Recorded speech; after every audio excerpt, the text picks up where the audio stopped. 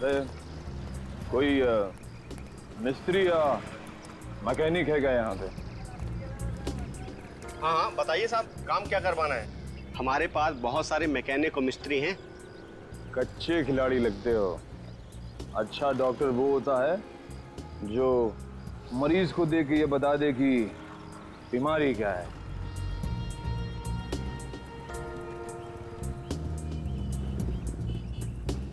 दिख रहा है साहब, लगता है किसी को उड़ाकर आए हैं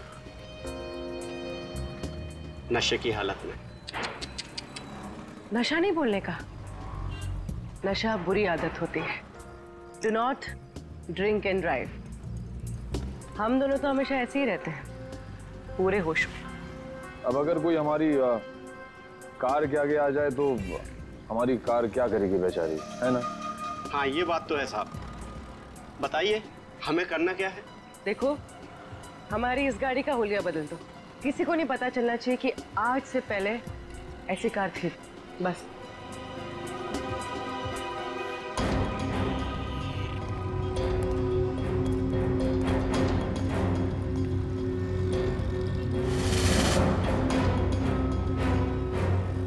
नहीं, ये पुलिस का मामला लगता है और मैं ऐसे कामों में हाथ नहीं डालता। आप जाइए और किसी गैरेज में। जितना पैसा बोलोगे उतना मिलेगा। 10, 20, 50। हाँ 50 चलेगा। चलेगा, दिए। पुलिस आ गई। देखो, हमें कहीं छुपा दो, हमें पकड़ लेगी। हमें कहीं छुपा दो जल्दी से।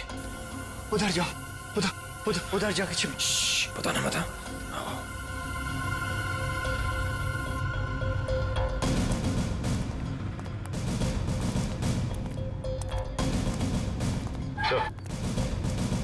ये रही गाड़ी।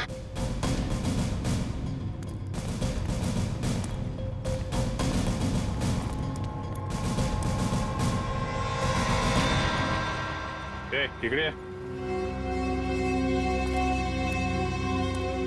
कोणाची गाड़ी है साहब? कौन लेके आया गाड़ी? 2 लोग आए थे साहब। किधर गए वो लोग? बोल किधर गए? साहब गाड़ी को फुल सर्विसिंग करने के लिए छोड़कर चले गए साहब। वो दोबारा आएगा? जी साहब। तो हम लोगों को बताने का? जी साहब। बोलेगा तो नहीं ना? नहीं साहब। चल ये तो हमें।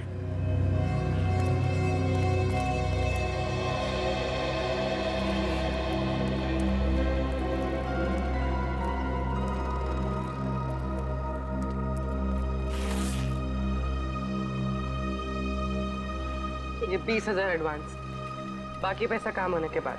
एक मिनट। हम ये कैसे मान लें कि आप एक दिन में ये गाड़ी पूरी की पूरी ठीक कर देंगे? अरे साहब ये गाड़ी तो छोड़िए, मैंने रातों रात में पूरे ट्रक का हुलिया बदल दिया था। देखो, माना कि हम लोग थोड़े ठीक नहीं हैं, इसका मतलब ये नहीं कि तुम कुछ भी झूठ बोल दो हम मान लेंगे। अरे मैम, 3 महीने पहले की बात है, हमारे यहाँ एक नीले रंग का ट्रक आया था और हमने उसे रातों रात लाल कब कर दिया हमें बिल्कुल पता भी नहीं चला। लगता है उसने भी उड़ाया था किसी आदमी को।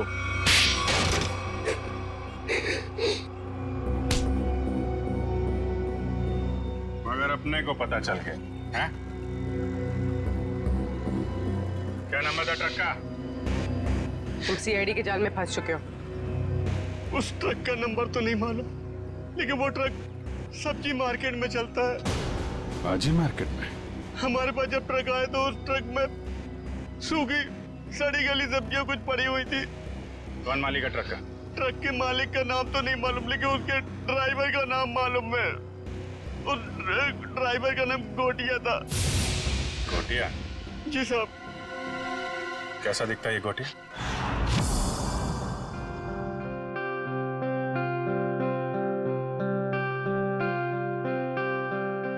$500 करोड़ की प्रॉपर्टी है बंटी की, 500 करोड़ की।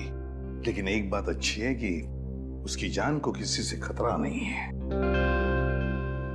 हाँ सर, बंटी की जिंदा रहते ही उसकी ये प्रॉपर्टी किसी के काम आ सकती है जो खुद को उसका रिश्तेदार साबित कर पाएगा। हाँ, नहीं तो सारी प्रॉपर्टी चैरिटी में चली जाएगी। सर आज भी बंटी का एक रिश्तेदार मिलने आने वाला है ना उससे। सम्राट, 500 करोड़ की प्रॉपर्टी के लालच में सब पैदा होते हैं, मामा, मासी, चाचा, बुआ, सब लोग। मगर हम लोग हैं ना, एक एक रिश्तेदार की अच्छी तरह से जांच करेंगे। हाँ। कहाँ है मेरा बच्चा, मेरा बंटी, मेरे जिगर का टुकड़ा? कौन है आप? मामा, सम्राट मामा। ओ, मामा, 2 माँ, 1 मामा, दुगनी ममता। अब मेरा बच्चा कहाँ है, मेरे जिगर का टुकड़ा? मिलवाते हैं। तो सब्र करना। दे अच्छा, आइए माँ जी, आइए।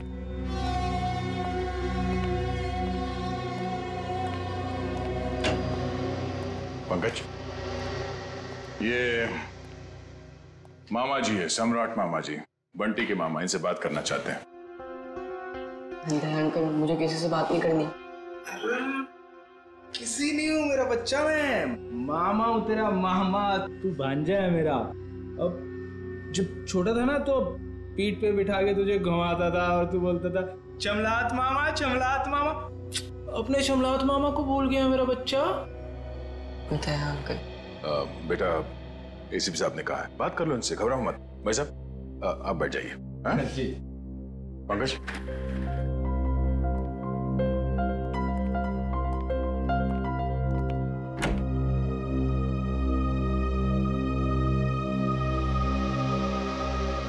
बचपन के रूठने की आदत गई नहीं तेरी। अब पर तू जब बचपन में रूठता था ना तो मैं तुझे चॉकलेट देता था। ये ले तेरी चॉकलेट।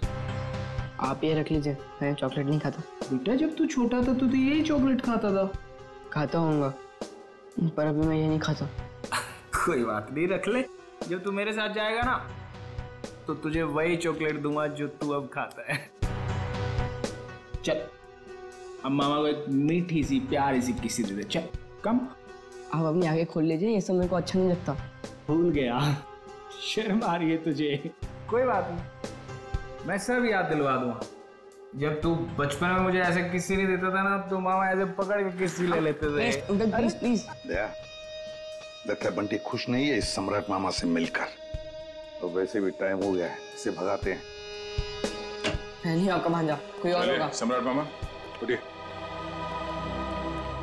तो साहब मैं बच्चे को कब ले जा सकता? बाकी और भी रिश्तेदार आने वाले हैं, वो भी दावा कर रहे हैं बंटी के रिश्तेदार होने का। उन सब की जांच करने के बाद हम आपको बता देंगे, ठीक है?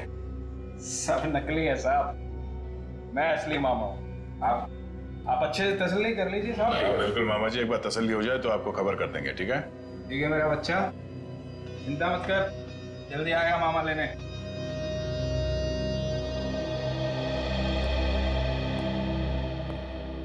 मिले मामा से? अंकल मुझे इन लोग के साथ नहीं जाना, मुझे ये लोग अच्छे नहीं लगते अंकल।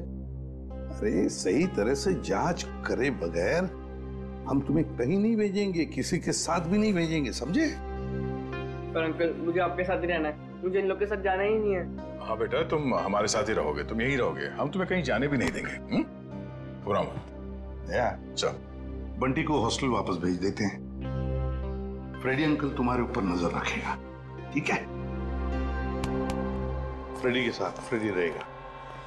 सर, युग के बारे में नई जानकारी मिली है। क्या? सर, शनाया ने युग से पैसे लिए थे और फिर युग उससे अपने पैसे वापस मांग रहा था। शनाया ने युग से पैसे लिए थे और युग पैसे वापस मांग रहा था? हाँ सर, और सर उसने उसके घर उसको धमकाने के लिए गुंडे भी भेजे। सर, शनाया का हाथ हो सकता है युग के खून में। हाँ साउंड के बोल। ठीक है, अभी आते हैं। Bullseye, bullseye. अबे बुलसाई के बच्चे, बॉडी एग्जामिन करने के बगैर तू डार्ट्स खेल रहा है? हाँ, क्योंकि डार्ट के ही खेल खेल में किसी ने इस बेचारे को मार दिया। क्या खेल खेल में मार दिया? क्या मतलब है डॉक्टर साहब? मैं समझाता हूँ। मतलब मैं बताता हूँ। ये देखो बॉस, ये युग के घुटने के ऊपर ये जहरीले डार्ट का निशान, और ये डार्ट किसी ने बंदूक की गोली की तरह से मारा है, चाकू की तरह घोंपा नहीं है। यार तू इतने यकीन से कैसे कह सकता है ये डार्ट है? क्योंकि मैंने इस जख्म को अच्छी तरह से चेक किया है। मैं बताता हूं कैसे कह सकता हूं। आओ, ये देखो बस, ये युग के घुटने के ऊपर ये घाव देखो, और से देखो ये घाव एकदम सीधा है, 180 डिग्री की रेखा में एकदम सीधा। अगर ये डार्ट चाकू की तरह घोंपा गया होता तो इतना सीधा नहीं बन सकता था। तो जैसे कि ये डार्ट यहाँ पैर पे घुटने के ऊपर मारा गया है, इसका मतलब है कि किसी ने निशाना नीचे से लगाया है। सर उस पार्टी में इतने सारे लोग थे और किसी ने खूनी को देखा कैसे नहीं? तो ये भी हो सकता है दया कि खूनी ने छुप कर डार्ट चलाया, या फिर कोई डार्ट चलाने वाला ट्रिगर मैकेनिज्म ऐसे जगह पे फिट किया हो जो जगह ऊंचाई में कम हो। मगर सर ये मैकेनिज्म कहाँ पे लगाया होगा और कैसे लगाया होगा? वही तो पता लगाना है ना फ्रेडी, वही तो पता लगाना है। लेकिन एक बात पक्की है कि युग को पार्टी में बुलाकर खूनी ने उसका पूरा फायदा उठा लिया। सर कहीं इस सब के पीछे शनाया तो नहीं? हो सकता है सर, शनाया के पास युग को मारने की वजह भी है। उसने बहुत सारे पैसे कर्जे में लिए थे उससे और वो पैसे लौटा नहीं पा रही है। शनाया? हाँ हो सकता है शनाया ने युग को पार्टी में बुला लिया, उसको खत्म कर डाला, सारे पैसे हड़प कर लिए। ना रहेगा बांस ना बजेगी बांसुरी।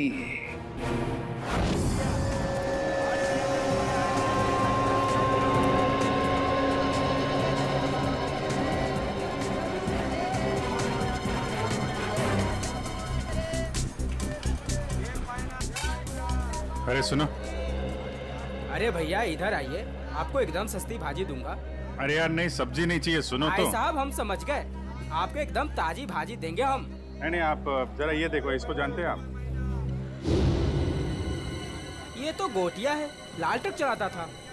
हाँ यही, पहले नीली ट्रक चलाता था। हाँ हाँ, लेकिन अभी आप उनसे मिल नहीं सकते। क्यों? गोटिया मर चुका है। क्या? गोटिया मर गया? ये कैसे हुआ? अब वो शराब, कच्ची शराब पीता था, उसी से उसकी जान चली गई। गोटिया मर गया? ये हुआ कब? अभी 1.5 महीना तो हुआ है। वो रहता कहाँ था? वो बसरा चौल में रहता है, लेकिन आपको वहाँ कोई मिलने वाला नहीं है। क्यों? उसके घर में कोई रहता नहीं है क्या? नहीं सब रहते हैं, लेकिन उसकी बीवी है ना, भाजी की दुकान लगाती है। सब्जी की दुकान? कहाँ लगाती है वो?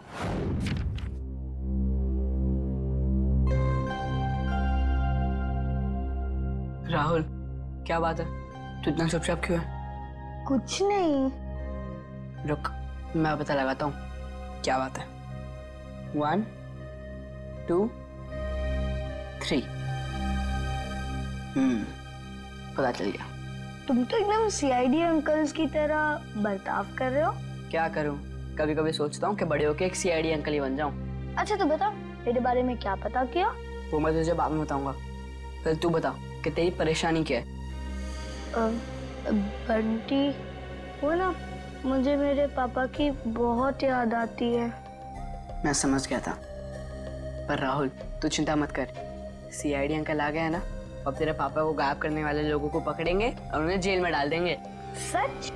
मैंने आज तक कभी तुझसे झूठ बोला है क्या? बिल्कुल नहीं। चल अब खुश हो जा। राहुल तुझे पता है, जब मैं बड़ा होकर सीआईडी अंकल बनूंगा ना, तो गुनहगारों को कैसे सजा दूंगा? कैसे?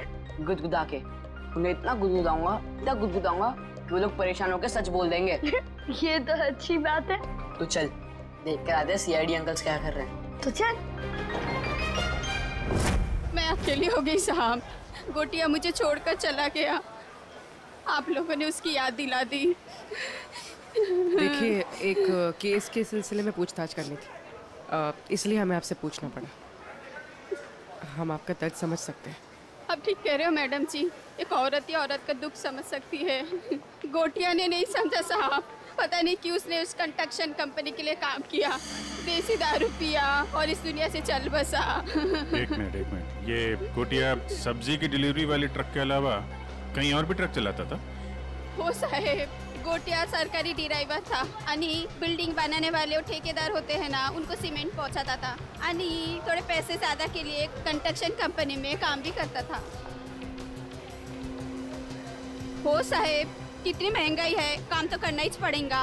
आणि ये कंपनी में काम करके तो बहुत फायदा भी हुआ, बहुत पैसा मिला साहब। उसी पैसे से तो मैंने दुकान डाला है।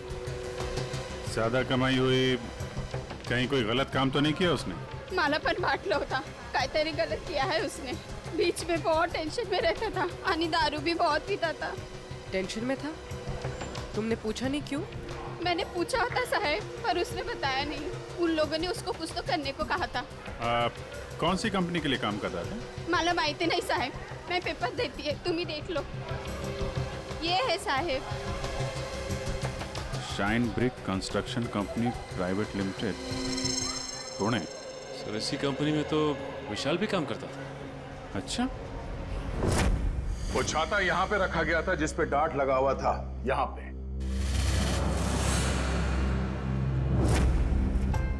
इतनी ऊंचाई पर और इसी जगह पे।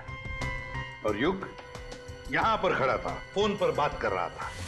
वो फोन जो झूठा फोन था सिर्फ इसलिए किया गया था ताकि युग यहां आकर उस फोन पर बात करे। उसे यहां लाने के लिए किया गया था।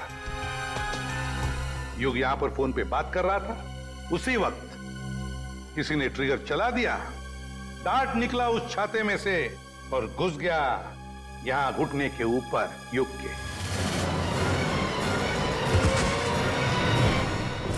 और वो आदमी जिसके हाथ में इस डार्ट का ट्रिगर था वो इसी पार्टी में मौजूद था।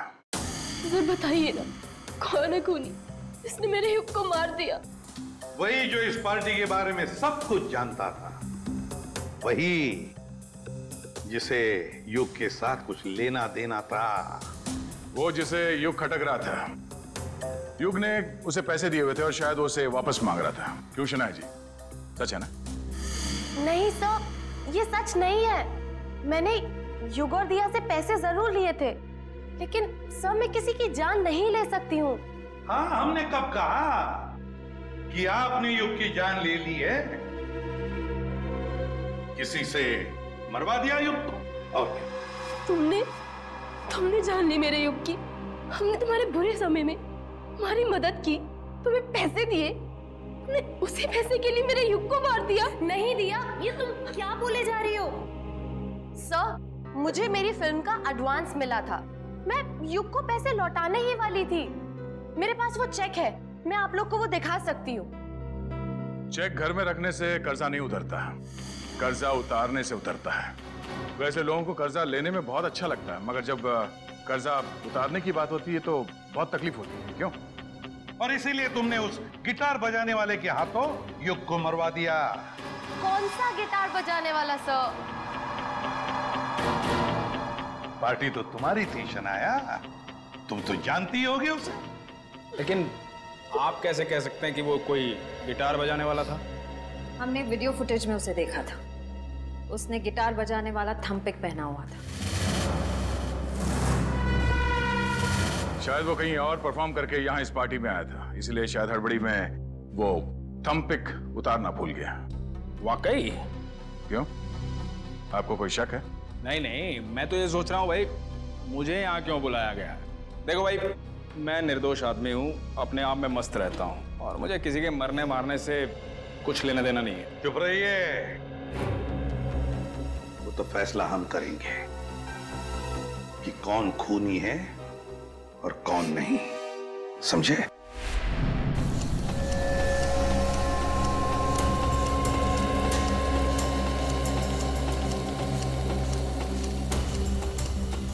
सर 2 घंटे हो गए इस मिल में इंतजार करते करते, अब तक तो उसका मालिक नजर नहीं आया। कब तक इंतजार करते रहेंगे? जब तक उससे मिल नहीं लेते। अच्छा, आ गई सर। मेरा नाम कियाना है, ये मेरा ही ऑफिस है। कियाना जी, आप यहाँ? अरे सर, आप कुछ पता चला विशाल के खूनी का? जी हाँ, उसका खून आपके यहाँ काम करने वाले एक ड्राइवर गोटिया ने किया है। गोटिया? मैं इस नाम के किसी आदमी को नहीं जानती। खैर, आपने उसे गिरफ्तार किया? जी नहीं, क्योंकि गोटिया अब इस दुनिया में नहीं। ओह, अफसोस। तब तो अब कुछ नहीं हो सकता। अब तो आपको ये केस बंद करना पड़ेगा, नहीं? जी नहीं, केस तो बंद नहीं होगा, क्योंकि हमें लगता है कि गोटिया को भी किसी और ने मारा है। सर, आप लोगों का तो काम है शक करना, नहीं? आपको भी मालूम है? देखिए ना कैसा संयोग है। विशाल आपकी कंपनी में काम करता था, उसे गोटिया ने मारा, और गोटिया भी आपकी कंपनी के लिए काम करता था और वो भी मारा गया। अच्छा आदमी था विशाल, पर गोटिया इस नाम के किसी आदमी को मैं नहीं जानती। सर, मेरी कंपनी में काफी लोग काम करते हैं, अब सबका नाम और चेहरा याद रखना काफी मुश्किल है मेरे लिए। ये बात तो है। खैर, उसके मरने की खबर तो मिली होगी आपको। इतनी फुर्सत नहीं है मेरे पास ऑफिसर, पर हाँ, मेरी कंपनी के कंस्ट्रक्शन डिपार्टमेंट को वीर नाम का आदमी देखता था, शायद उसे कुछ मालूम हो। वीर?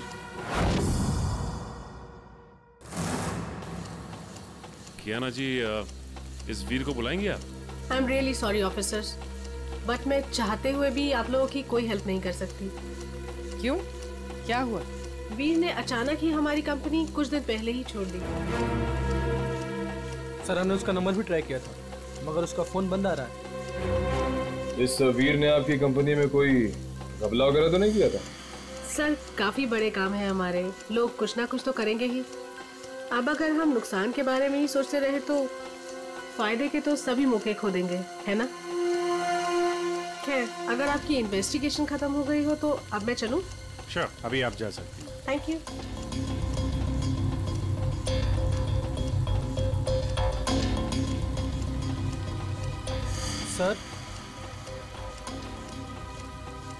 सर, एक जरूरी बात बतानी है आपको।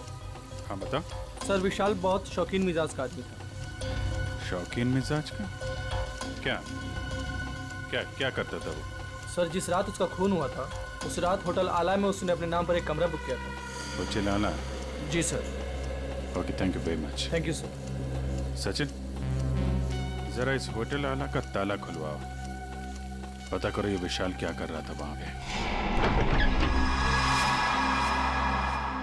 तो दरवाजे पे ताला था और उसका फोन भी बंद है। पूरे घर की तलाशी लेते हैं।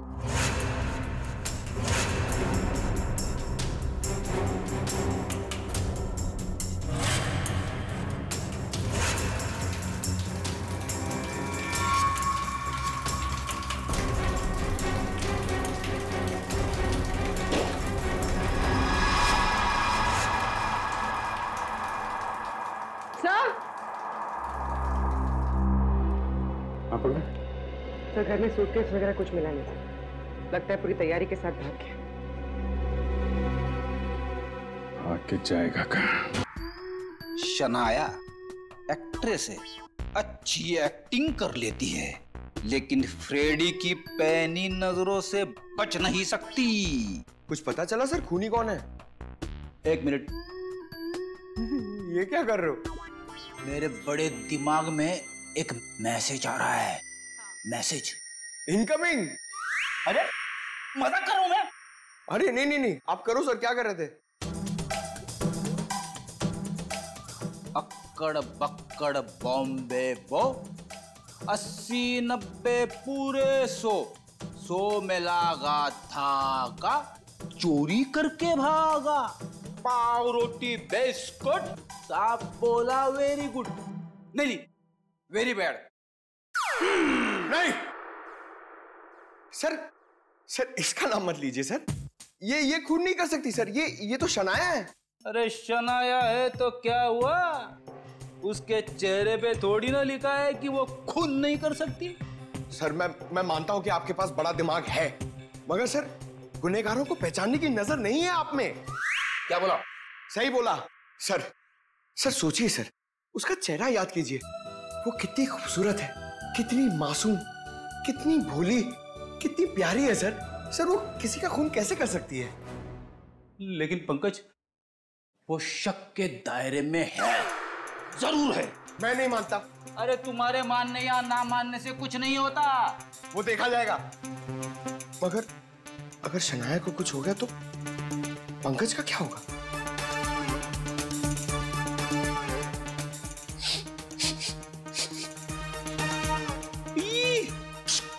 क्या हुआ सर?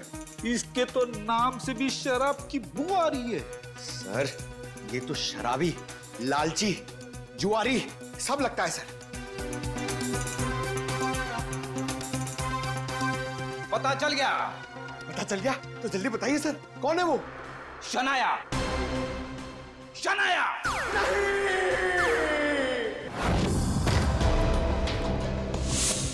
टोनी, टोनी, सर जल्दी आइए। मर गया।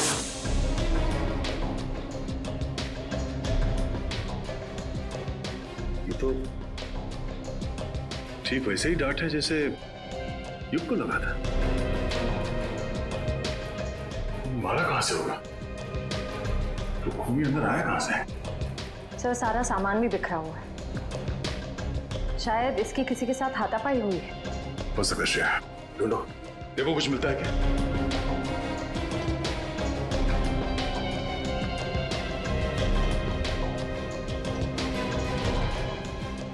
सर सर ये देखिए।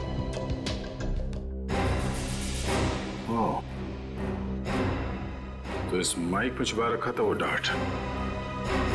टोनी ने ये माइक शायद अपने मुंह के पास लाया होगा और वो डार्ट यहाँ माइक से निकलकर उसके गले में फंस गया और मारा गया। सर ये सब किसने किया होगा? वही जिसे डर था कि हम इस टोनी के जरिए युग के खूनी तक पहुंच जाएंगे। सर सर क्या हुआ? यहाँ पे कुछ है। क्या है? अब पहले मुझे बाहर निकालो, फिर दिखाऊंगा।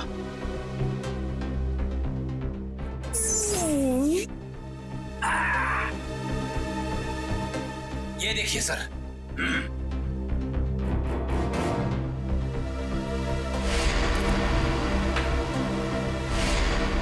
सम्राट? हाँ सर, सम्राट मामा। पता करो इस वक्त ये कॉइन उछालने वाला कहाँ है?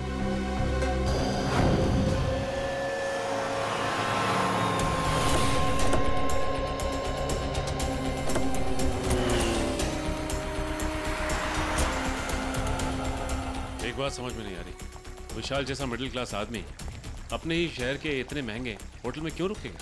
सर इतने महंगे होटल का खर्चा कैसे उठाया होगा इसने? लगता है विशाल जरूर कुछ गलत काम कर रहा था, जिसकी वजह से इसका खून हो गया। कहाँ पे है? सर रिसेप्शन पे सर। यहाँ क्या कर रहे हो तुम? हैं? ये चोट कैसे लगी तुम्हें? कोई मेरी जान के पीछे पड़ा है सर। बड़ी मुश्किल से जान बचाकर पहुंचा। प्लीज मुझे बचा लीजिए। देखिए हम लोग सीआईडी से हैं। तकरीबन 3 महीने पहले विशाल का खून हो चुका है, इसलिए। पर हमें शक है कि कोई उसके पीछे पड़ा हुआ था, इसलिए उसकी सारी जानकारी बहुत जरूरी है। सॉरी सर, 1 मिनट मैं अभी देता हूँ। विशाल मारा गया और रातों रात तुम्हारी किस्मत बदल गई। वो ट्रक ड्राइवर जिसने विशाल को मारा था वो तुम्हारी कंपनी के लिए काम करता था, उसे भी कच्ची शराब पिला के मार दिया। इन सब के पीछे तुम हो। तुम्हारे पीछे कौन पड़ा है?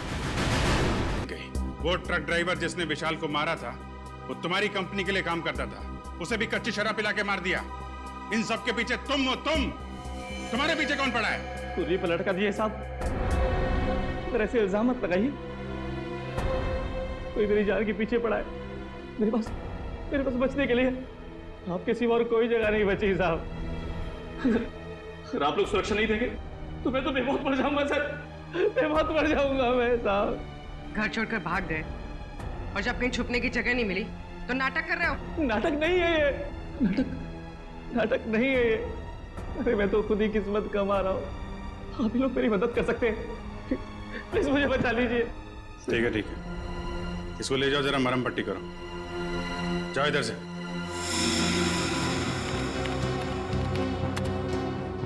सर ये रहा।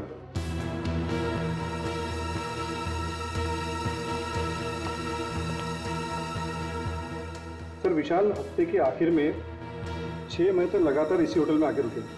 और हाँ सर, वो हमेशा एक ही कमरा यूज करते हैं। लगातार 6 महीने से इस होटल में आ रहा था वो। अच्छा, वो अकेले आ रहा था या साथ में कोई और आता था? अकेले सर। ये विशाल यहाँ अकेले आके करता क्या होगा? तो हो सकता है किसी से मिलने आता हो सकता है। अच्छा, एक काम करो, जिस वक्त इस होटल में विशाल रुकता था उस वक्त और कौन कौन रुका है सबकी लिस्ट चाहिए हमें। जी सर, मैं भी देता हूँ। मुझे आपसे कुछ कहना है। क्या कहना है बेटा? क्या कहना है बता। ये क्या ये? आपके लिए। मेरे लिए? वकील साहब प्लीज मुझे किसी और के साथ मत भेजिए। मुझे कहीं और नहीं जाना है। मैं अपने एसीपी अंकल के साथ ही रहना चाहता हूँ, हमेशा के लिए। मैं बहुत खुश हूँ उनके साथ। वो मेरा बहुत ख्याल रखते हैं। मैं उन्हें छोड़कर कहीं खुश नहीं रह सकता।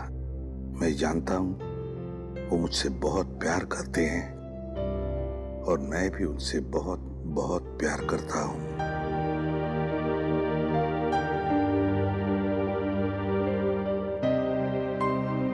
क्या है ये बेटा? हाँ अंकल, मैं आप ही के साथ रहना चाहता हूँ। मुझे कहीं नहीं जाना। मुझे आपके साथ बहुत अच्छा लगता है अंकल। मुझे भी तुम्हारे साथ रहना बहुत अच्छा लगता है बंटी। मैं भी तुमसे बहुत प्यार करता हूँ। लेकिन बेटा, हमारे देश के कोई कायदे कानून होते हैं, उन्हें मानना पड़ता है। पर अंकल रहना तो मुझे है ना, तो मेरी भी तो मर्जी होनी चाहिए ना। और मेरा दिल कहता है कि मैं आपके साथ ही रहूं। मेरा भी दिल वही कहता है। लेकिन अगर तुम्हें कहीं भेजना है तो मैं तुम्हें किसी ऐसे वैसे जगह नहीं भेजूंगा जहां पर तुम्हें तकलीफ होगी। मगर हाँ, अगर कोई आए और कहे और साबित करे कि वो तुम्हारा रिश्तेदार है और वो तुम पर अपना अधिकार रखना चाहता है, तो ही मैं तुम्हें उसके साथ भेजूंगा। और अगर मुझे पूरा यकीन हो तो अंकल आप किसी पे यकीन ही मत करना। ऐसे नहीं होता बेटा, ऐसे नहीं होता। जाना तो पड़ेगा ही, लेकिन एक बात याद रखना, मेरी नजर तुम पर हमेशा लगी रहेगी। हमेशा मैं तुमसे कांटेक्ट में रहूंगा और दूर से मैं तुम्हारा ध्यान भी रखूंगा, क्योंकि मैं तुमसे बहुत प्यार करता हूं। जी साहब। तुम कौन हो? साहब मेरा नाम रंगा है। मैट्रन मैडम ने मुझे आपसे मिलने के लिए बोला था। दरअसल मुझे यहाँ बच्चों की देखभाल के लिए रखा गया है। देखो रंगा, ये बंटी, ये मेरा बच्चा है। इसका ख्याल रखना अच्छी तरह से। जी साहब। और बाकी सभी बच्चों पर भी। हाँ जी, वो तो रखता ही हूँ। जाओ तो, चलो अब सो जाओ, बहुत देर हो चुकी है। आराम से। ओके, चलो बाय बाय। Good night.